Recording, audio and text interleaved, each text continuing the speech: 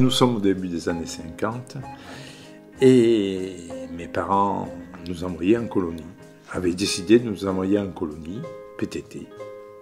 Et nous avions été en colonie à Collioure, dans les Pyrénées-Orientales. Collioure qui est une très jolie petite ville, un très joli petit port.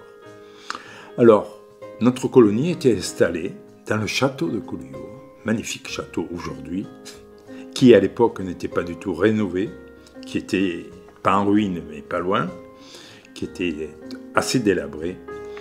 Nous étions à peu près une soixantaine d'enfants dans 4 chambres. Alors il n'y avait pas l'eau, donc on se lavait dans la cour, à des lavabos qui avaient été installés pour la colonie, le WC, les WC étaient également dans la cour. Parce que le château était grand, il y avait une grande cour centrale, et donc au milieu ils avaient monté ces lavabos et les toilettes.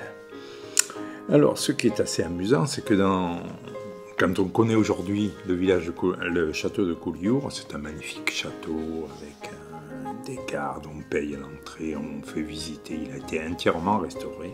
Mais à l'époque, donc, j'en ai parlé quand je visitais à la dame qui était à la caisse, mais qui, bien sûr, vu son âge, n'était pas du tout au courant qu'au début des années 50, c'était une colonie de vacances.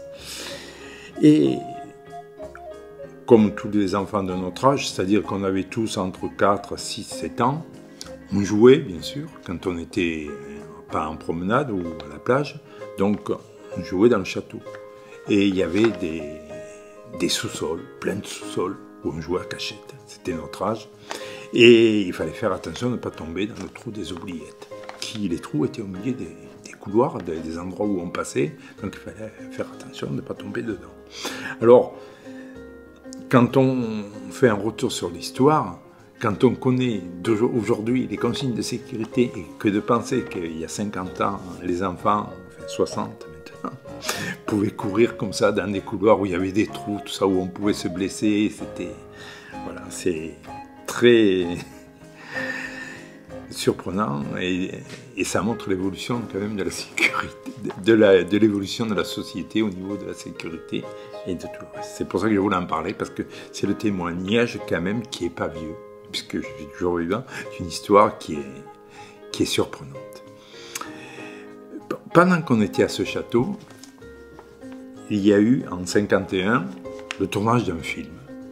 Nous avons tous été réquisitionnés, les enfants, pour faire figurant dans ce film. Ce film s'appelle, je me rappelle toujours, bien sûr, Le Comte de Monte Cristo. Okay. Voilà. Donc, Le Comte de Monte Cristo a été tourné plusieurs fois. Donc là, c'est l'édition 51. Je ne sais pas qui en étaient les acteurs, mais tout ce que je sais, c'est que nous, on était figurants, et comme on était petits, et pour que ça fasse vraisemblable, on était sur les créneaux, et on faisait comme si le château était protégé par des dizaines et des dizaines de personnes contre les attaques. Et donc, nous étions tous sur les remparts, où nous avons passé 2 ou 3 jours, en plein soleil, puisque nous étions au mois de juillet. Mais nous avions des chapeaux, des chapeaux du Moyen-Âge. Voilà.